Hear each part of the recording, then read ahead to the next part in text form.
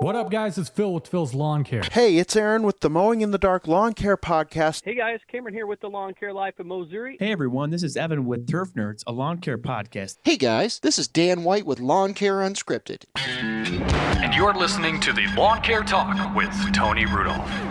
What's up, guys? Hope you're doing great. So I got something really special tonight. Earlier this week, I went to a thing called Sync Live, and it's kind of a small lawn care expo kind of thingamajiggy, and I was able to meet an awesome young man, but he was doing what you really should do, and like gaining actual wisdom from people and stuff, the speakers and whatnot. So we never actually lined up while we were there to do the podcast, so we're doing it virtually. So how are you, bud? Tell us your name and like your business and where you're from and that kind of thing. Yeah, of course. And Tony, thanks for having me on. I wish we could have done this in person, but as you said, it was a busy conference and there was tons of great speakers to kind of gain some wisdom from, but glad we could go ahead and do this. So my name is Tad Dix, and I operate a residential lawn care business, residential maintenance primarily in Smyrna, Georgia. And the business name is TD Lawns. I'm 18 and just graduated high school and have been running this business seriously. Probably would be realistic to say for the past 2 years, but I mean, I've been mowing lawns for the past 6, so it started about when I was 12. Well, that's awesome. Well, you sent me a picture of your setup, and it had like a trailer hooked up to the mower. Does that mean you have lawns that are close enough to your house that you're able to do something like that? Or tell me the story about that. Exactly. Yeah, you got it right on the nose. So in that time I've been operating, I've gone through a couple different setups, and it's kind of maybe like you'd see in a bigger business where you go from operating out of your truck into a truck and a trailer, and maybe a truck and an enclosed eventually, but it started a little smaller. So I started just operating out of my mom's minivan for some of my properties. And moved all of my properties into the neighborhood I live in. And at that point, just would load up a Greenworks push mower onto a garden cart and drag it around the neighborhood behind me. So I'd just pull it to my properties. So that kind of gives you a good representation of everything was walkable. It got some walks were longer than others, but it was all walkable, and I could just drag that trailer. It was a good leg workout for sure. But then moved up and got a Wright Stander I 36 and decided, it didn't make sense to change anything up. I would just hook the cart up right behind the mower, and again, just take the mowers to properties, and I'd have a push mower on the garden cart with all of my blower, trimmer, etc., and just drag that around. And I actually did that until the end of this past season. So the 2024 season going into December, most of my operations were run out of just pulling that cart behind my mower to my properties. And then the third picture you saw there, Tony, was a newly purchased I see that open brand new trailer, utility trailer. Yeah, and that's the upgrade, and we're going to be diving into the 2025 season with that in tow, and it's an exciting upgrade for sure from what I was operating with. Wow. Yeah. So obviously technically you're able to make more money with with the cart in the neighborhood setup, because you'll find this out, but once you start pulling trailer, then you got trailer tags and trailer lights and brakes and tires and just on and on and on. But as you really pull it around a lot, I mean, if you're still keeping it in your neighborhood, the wear probably won't be that bad. But that's amazing that you're able to do stuff without even leaving your neighborhood for the most part. So are you still pulling that new trailer with a minivan, or do you have something else that you got to pull with it, or what? Yeah, so that's a funny story as well. When I turned 16 and got my license, soon after, and that was 2 years ago at this point, soon after that, I actually got a Ford F-150 and kind of intentionally purchased it to go along and look to pull a trailer. So operating the past, year and a half, I would tell my customers it's funny because I have a truck right now. I didn't have a trailer at the time, but I have a truck. But I've just decided to go along and pull the equipment with the mower and kind of just stay in that range for that. So some of them would even ask, they'd be like, I've seen you work in a truck as well for, a hedge trimming job or something where I didn't need to have my right stander with me. Right. And I'd be like, yeah, well, that's true. I do have a truck. I just haven't pulled the trigger on a trailer. But you're right as far as the costs go. And that's what I'm figuring out now, and was, a consideration as I continue to operate with that setup. Just because it's, I'm getting commercial insurance and all sorts of things that go along with that trailer, and it gets expensive, but it's just a cost of doing business. And it was certainly time for an upgrade.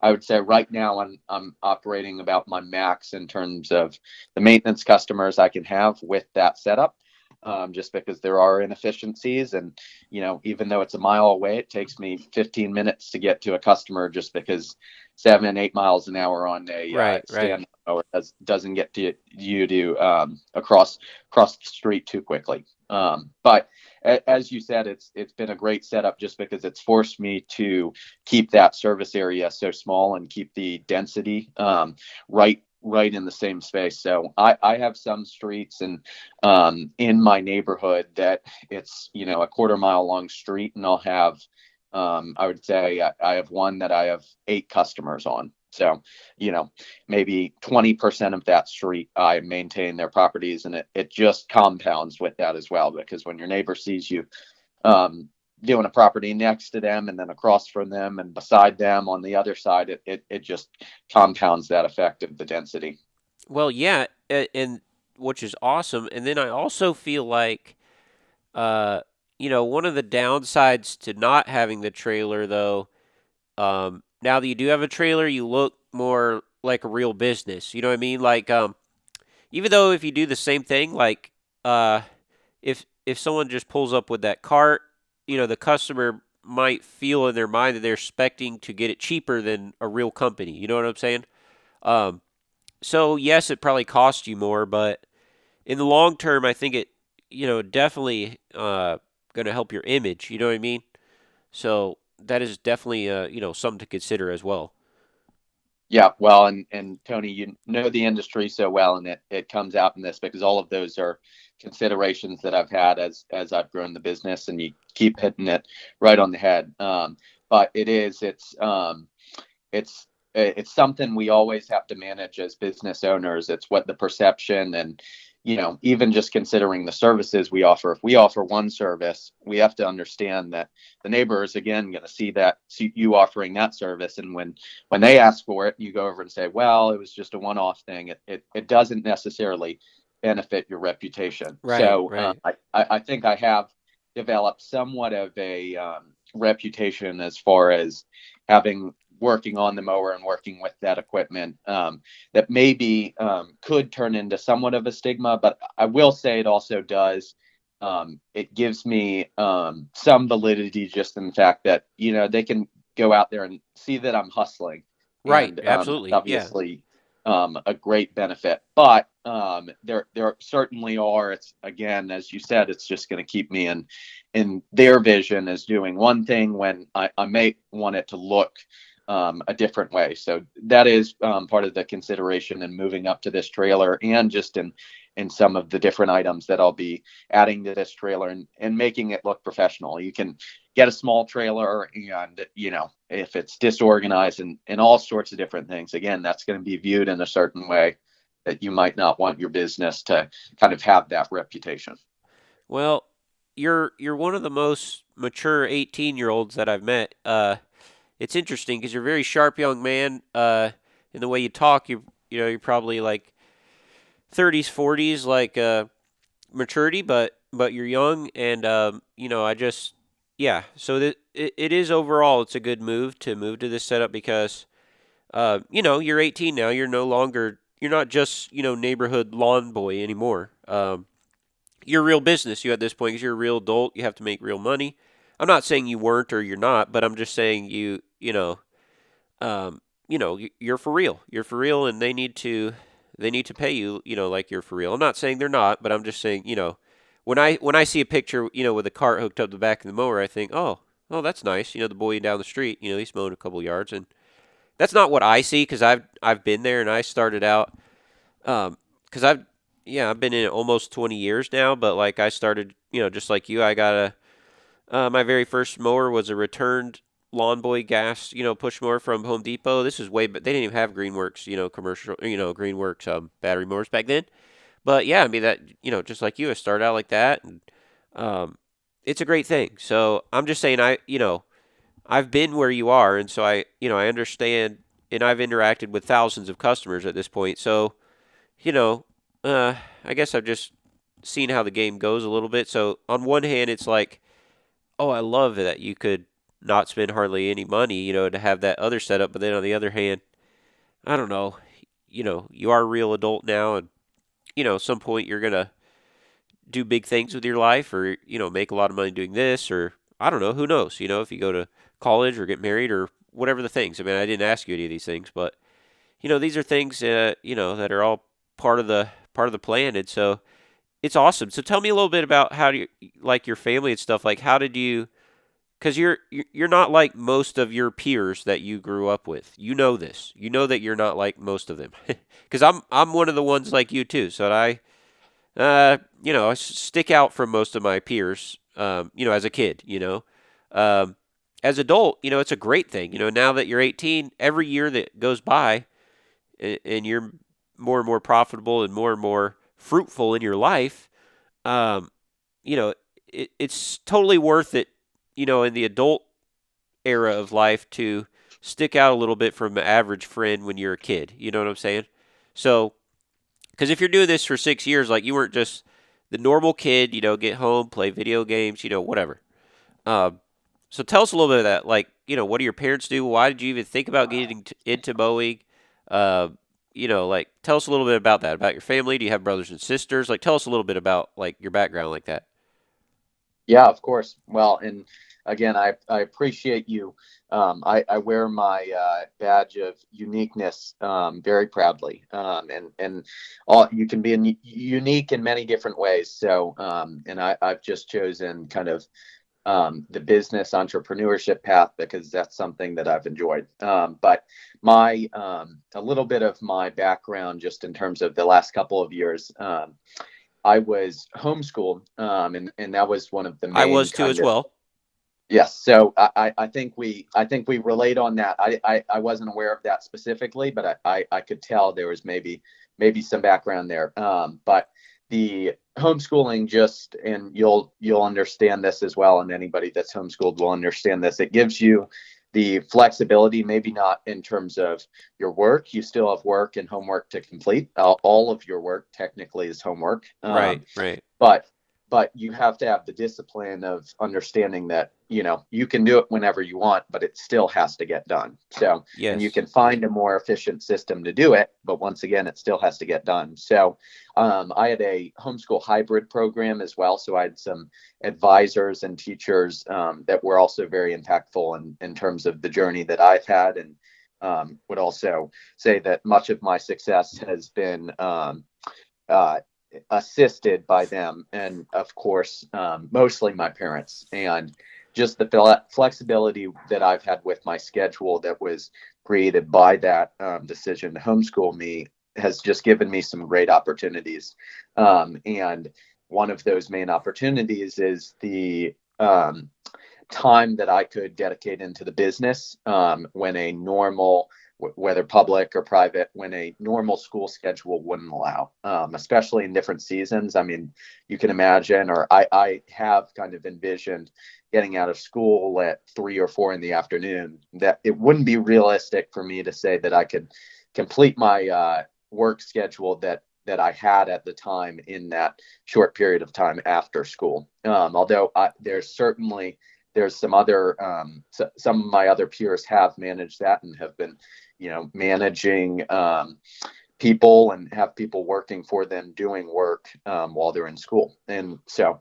it's just finding your system and finding the best way that you can accomplish it. But for me, that was going out there, and I could get out there in the morning, complete my work, and you know, talk with customers and sell jobs and do estimates throughout the day. And then I had a little more flexibility to move my school schedule into the night. And that schedule was obviously supported by my parents, and certain different ventures, especially or different pieces of equipment, were funded by my parents. Yep. I would attribute obviously a lot of my success to their guidance in those matters. But specifically getting into kind of the lawn care side of things, it was simply the opportunity. And at the conference, Tony and I talked about this. It's just lawn care is a very accessible industry, especially to get in kind of on a lower level of it. So whether that was, I think my first couple of clients were a mix of close neighbors as well as some friends that were in the neighborhood, some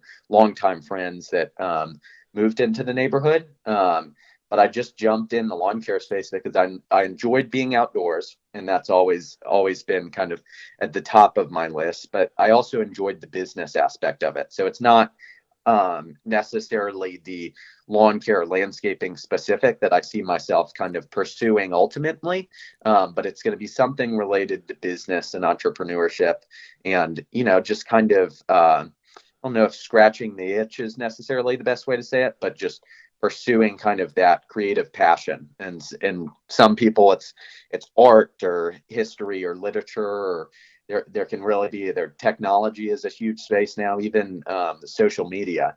But I think it's just that opportunity of lawn care and owning a lawn care business gave me the freedom to reach out and just kind of explore and take a journey on building a business. And so really going down to the roots of it, I started with homeowners Greenworks equipment, and I really can't imagine even running a business close to what I do now with some of that equipment. It's one of those things like, you start with a push mower, and once you get on it, ride on, it's like, wow, the efficiency is crazy. And then once you add a person to work with you, it's just those steps in business. But I started with some small Greenworks equipment and pursued some of the battery side of things. And so that turned into Greenworks commercial equipment, which is their more industrial line. And funny story with this that I was thinking back on, Tony, is I had a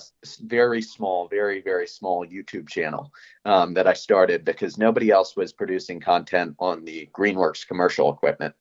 And I say nobody else. There were a few small creators doing it, but YouTube has been such a great resource for me when I've started my business, whether it's purchasing equipment or getting the knowledge of the actual business side of things and sales and marketing, and as well as podcasts like this one.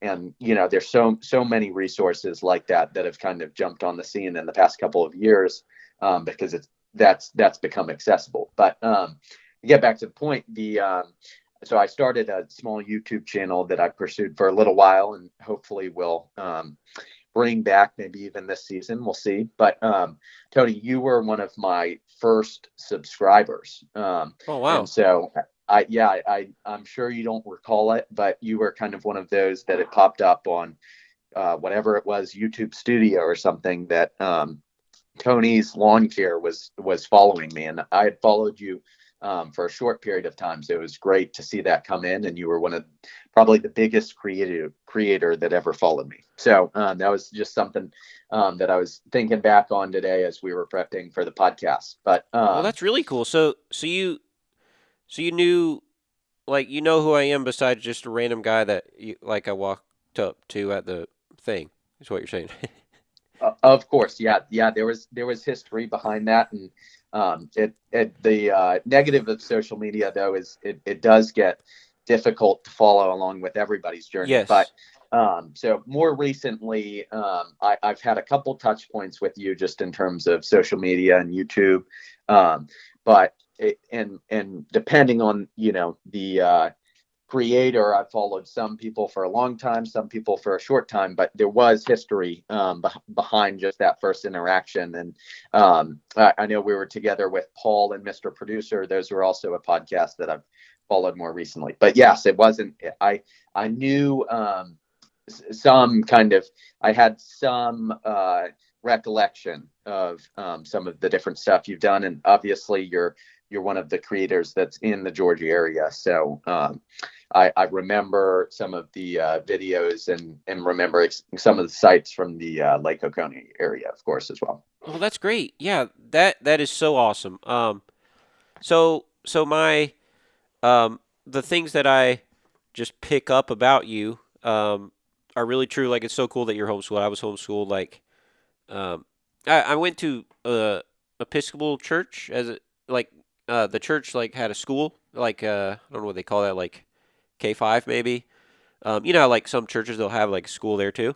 So I did that, but then after that, like I was homeschooled after that program or whatever that thing is, like the whole way through. So like I never been to school, you know what I mean? So, and I kind of kept that on the DL maybe as a kid a little bit, but now I see it as a huge blessing. And you know, I have a 7-year-old and a 4-year-old myself, and my wife's part of like a big homeschool group that they have out here, and it's a blessing. You know, like again, that's another one of those things that you know what it's you don't fully see the value of it when you're a young kid, but as an adult, like you said earlier, like I'm so grateful that I was, you know, brought up the way that I was, because things could have turned out a lot different. You know, like I had friends when I was a kid. You know, like my friend across the street. You know, like he's in prison. You know what I mean? So like, you know, like I'm so grateful for my parents taking the time to do that, regardless of what I thought of it. You know, as a kid, deep down, it's an amazing thing. So, and it's less weird nowadays, but it was, you know, when you were little and when I was little, for sure in the '90s, it was very weird. But yeah, you know, like after like COVID stuff, like half the kids nowadays are homeschooled, or whatever. But yeah, that is amazing. So, oh man, that is so crazy, and it's so cool that I follow your channel. Like, you know, like I really just like to, you know, communicate with as many people as I can, and you know, if you had stuff on the Greenworks commercial and I was looking around at that, then, you know, of course, you know, I'll follow your channel. So, because I've been on YouTube for a very, very long time. I think maybe 2013 or something like that. So, Wow. it's been a while. Yeah. You know, I'm not always consistent with it, but you know what I'm saying? Like, even the last couple of years, I've done next to nothing on there, but it's still a blessing. You know, there's still fruit that comes from it. Like you're saying with you, like your channel, who knows what, you know, maybe I'll do more stuff with it in the future.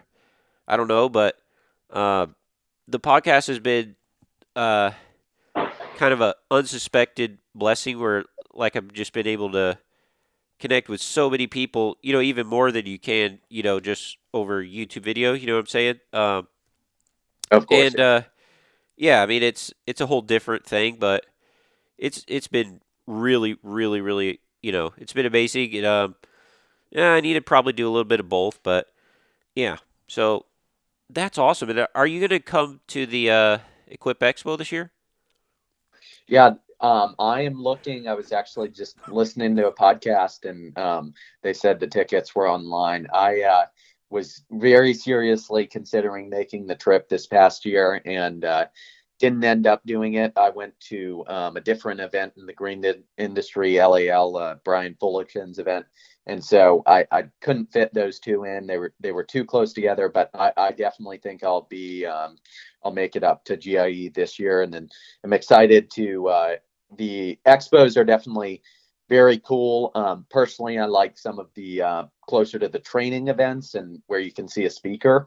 And obviously, expos turning into more and more of that with the different events surrounding it and the networking opportunities. But I also, as I think most of the business owners can probably relate with, I love the equipment, and I'm excited to get into an area like that just is your local dealer on extreme steroids, and just the opportunity to see all of those different newer and older equipment. We got electric and robotics kind of entering the industry, but there's also some really cool gas equipment and updates in fuel technology and all sorts of stuff. So I hope to be at the expo this year.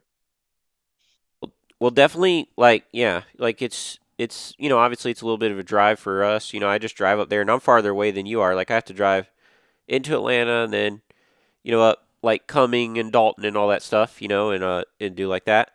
So I'm a solid like 8-hour drive, but I mean, you could fly or whatever, but usually we just drive, and I like leave like during the middle of the night or something, and it works pretty good. I mean, it's not perfect, but so that's the only bummer part. I just hate driving over there, but the experience is amazing. I mean, what you get for the price, like right now with promo code Tony, you get it for $12.50. All 3 days, all like the swag and like the food. Like they have like steak dinner for you like that first night at Churchill Downs, like legendary horse racetrack thing. Like it's so cool. Like it completely different, 100% different than it's different than LAL. It's completely different than the thing we were at the other day. I mean, the thing we were at the other day, or any of these other small events, like they don't really have anything. Like I'm not like being hating on them or anything, but it's just like if you understood like the magnitude of the big one, and nobody's video can really like show how it is.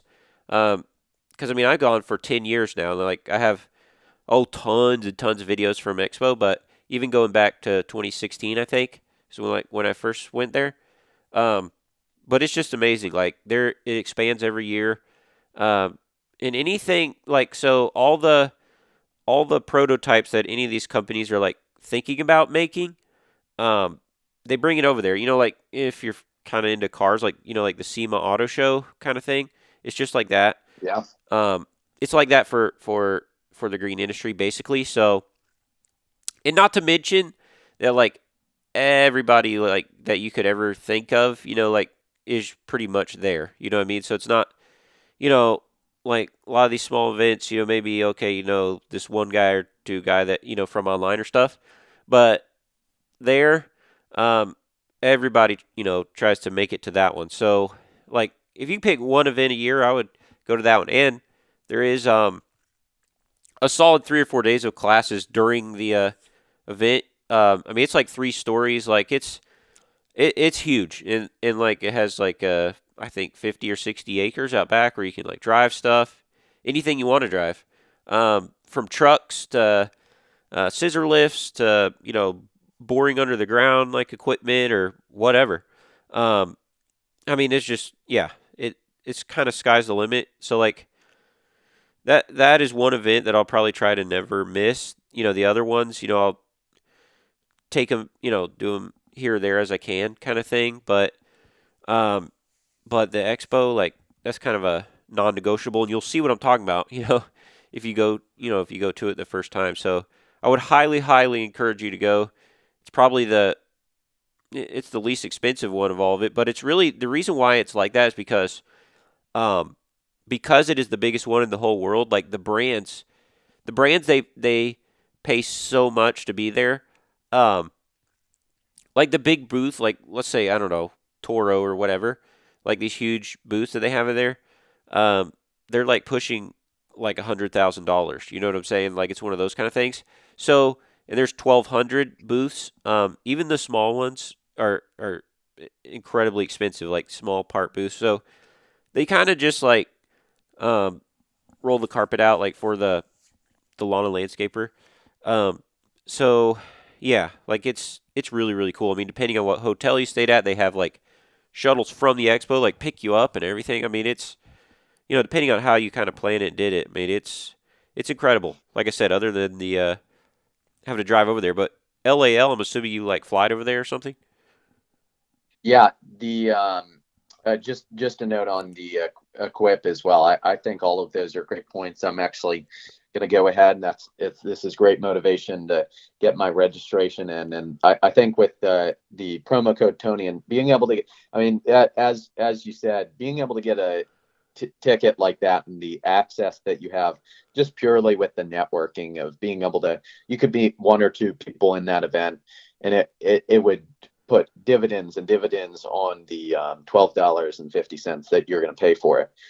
Just because of, I think that's, one of the great benefits of capitalism is a company like that can get exposure is more than happy to buy an event or buy a booth there for $100,000 or $150,000. I know some of those companies probably are spending millions of dollars even on some of the different marketing materials they're giving out and the different booth setups that they have. So all of those are great points, and I'm going to jump on that after we finish up this podcast. But for the LAL event, yeah, I did fly up to Detroit. The airport's outside of, or the airport's in Detroit, and Novi, where the event is just outside of it, probably about a 45-minute drive. So I've been twice now. So once in 2023, once in 2024, and that was kind of my first big industry event. A couple others, I'll just list them off here. But and there are tons of these. It's not a matter of making them all of them, but if one's accessible, it's extremely accessible. Like this synced event for us was very drivable.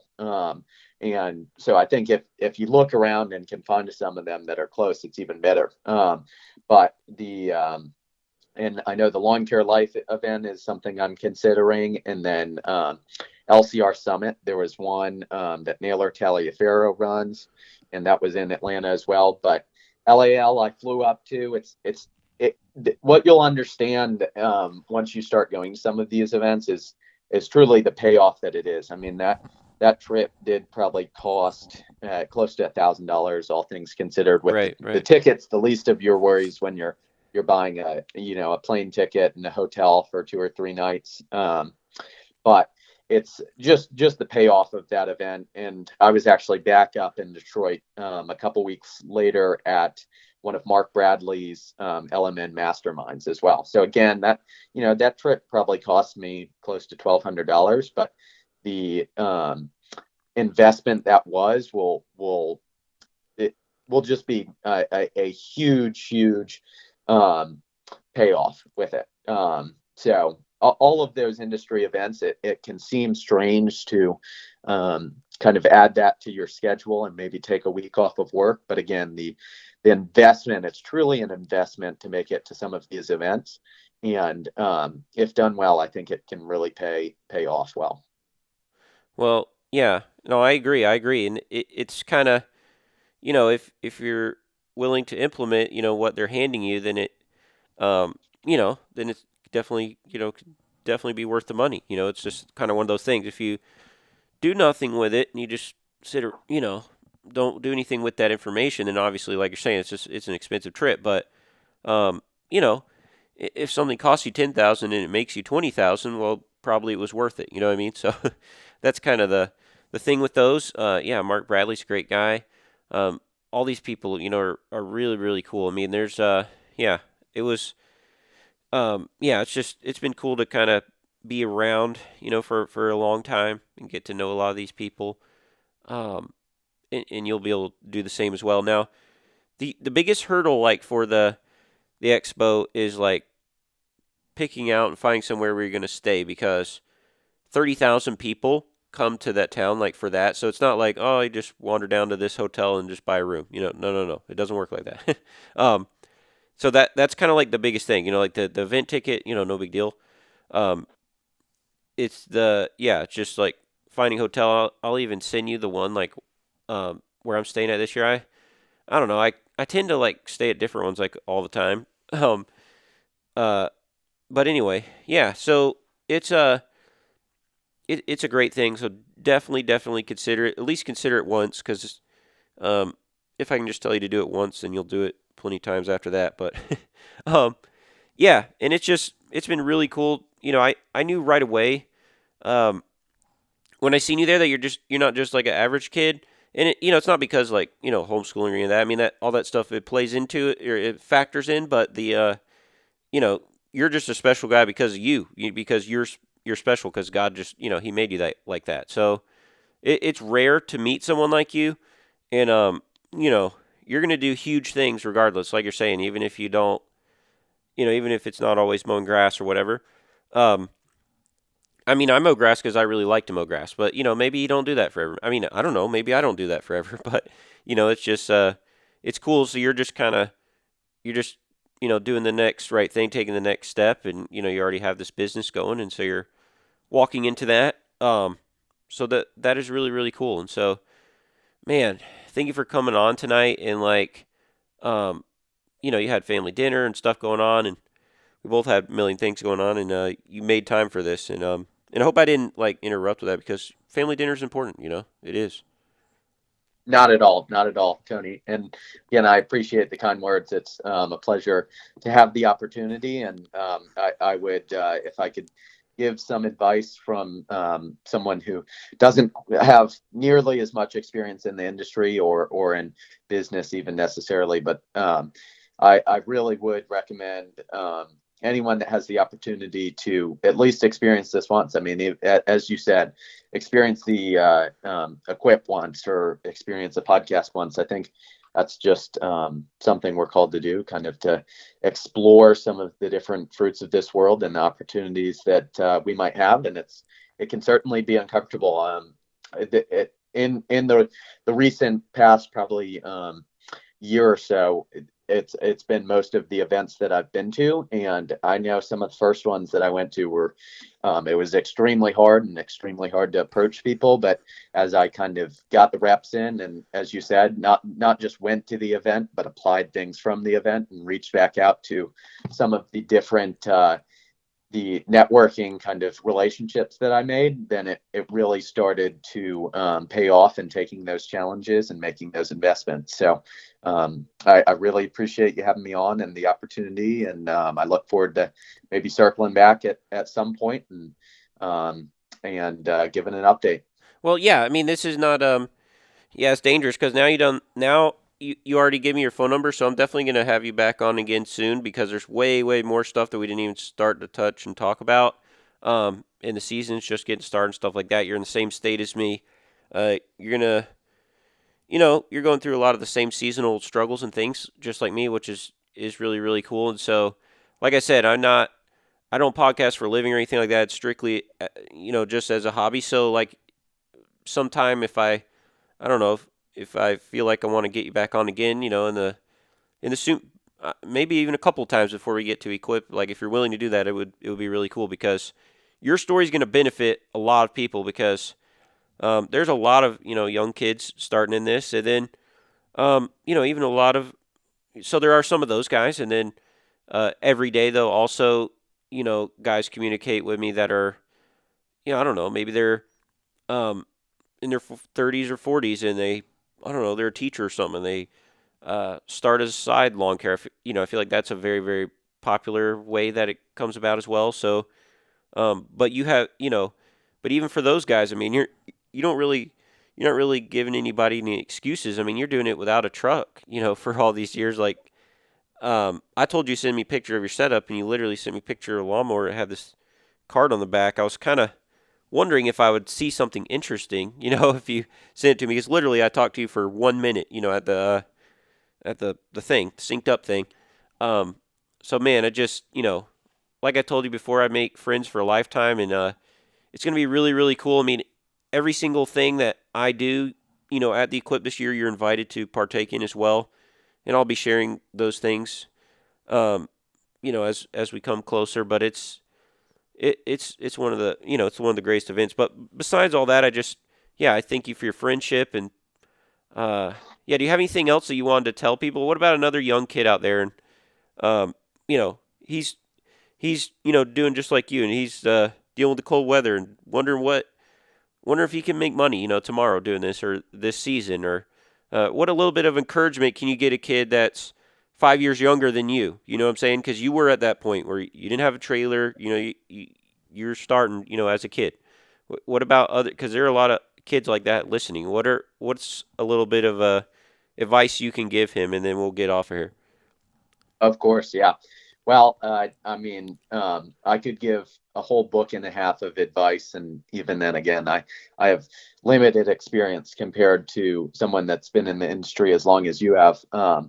But I think the biggest kind of recommendations are just little things to keep in mind as far as a younger business owner, whether you're 12 starting a business. I think, first of all, it's great that you're hearing this because it means you've jumped onto a podcast like this, and just to get the industry knowledge again of you're getting Tony here that has 20 plus years of experience in the industry, and that's just not just in lawn care, but that's in business, and that's in customer relationships, and building just general relationships. So I think that's, first of all, is great. And further, take it a step further, reach out to Tony, reach out to some of these other industry leaders.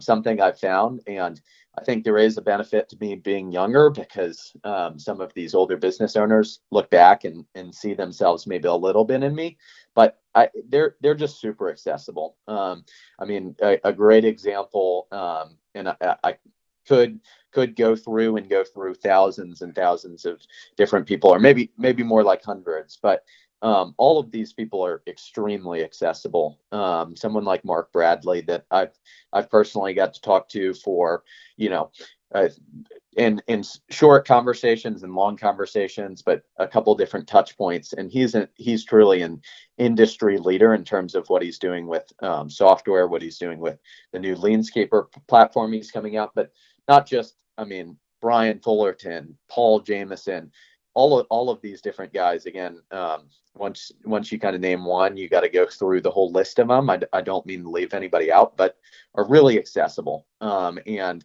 that may mean you have to go to a conference, but then you get them in person and you get that kind of touch point. And again, it's just building relationships. I think whether it's a relationship with a customer, a relationship with a competitor, and I'm putting up air quotes there because I think competitors it's such a I was having a conversation with a local guy in my area, and I've tried to make some relationships in the area as well. I think that's social media allows you to create them. You could be halfway across the globe. I mean, and most of these podcasts, I'm sure, Tony, they're not in the same state as you, even that you're having some of these guests, but Right. it's just creating that relationship with your local player. And his comment was, it's just gotten so competitive, and to the point that you don't want to talk to your competitor. But I think that's one of the only things we have is the ability to talk with our competitors and say, how are you pricing this? And I think that can be a hard conversation to have, but if we're truly running business in the way that it should be, I think none of those things should necessarily be secrets. Now, there are certain things maybe that need to stay within a company's knowledge, but just to be able to share different experiences. And so that would be my second, and one of my main points is just reach out. And I know this is probably a cliche saying, but the worst they can say is no. I mean, if you reach out to one of these industry leaders asking them a question, I almost guarantee they're not going to, shoot you down at all, or but they're going to answer your question, and they're going to give you a lot of insight behind that. Just like if you go on the web as well and use the resource of YouTube to get connected in with different strategies in the business and different equipment. And so just reach out and be curious, be curious to ask the questions and search for the knowledge that kind of answers some of your questions there.